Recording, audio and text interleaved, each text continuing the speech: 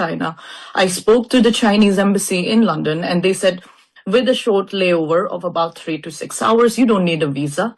I'm an Indian citizen residing in UK for about 14 years.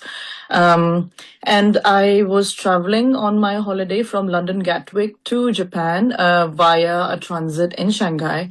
And basically, I went past the e-gates, happily queuing up for the security gates to transfer onto my next flight onto Osaka in Japan. And one of the officials from the Chinese immigration came over and singled me out of the queue, basically said, look, India, took my name and something and took me out. So I asked her what is happening, and she basically didn't say much and just basically asked me to follow her. Took me close to the e-gates where there is the immigration the manual counters for the immigration. And then she went on to say, Arunachal, not India, China, your visa not acceptable, your basically passport is invalid. Very confusing moment, obviously, because never heard of that before. We obviously are a proud Indian citizens, all residents of Arunachal Pradesh. And basically, she wouldn't give me an explanation. She wouldn't let me go back into the queue, said you cannot board the plane.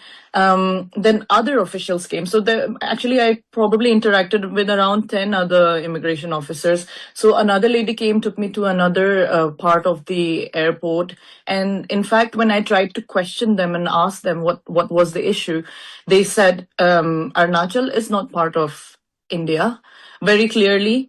And they said, you should apply, and started mocking and laughing and saying things like, you should apply for Chinese passport. You're Chinese, you're not Indian.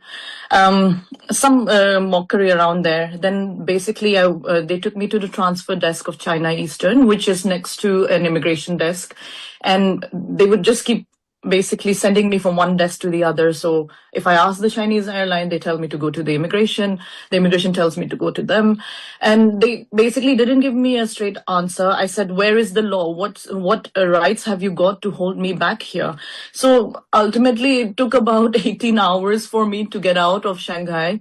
What is shocking to me is I have, in fact, transited through Shanghai in the past, a year ago, with no issues at all. In fact, the first time that I ever transited through China, I spoke to the Chinese embassy in London, and they said, with a short layover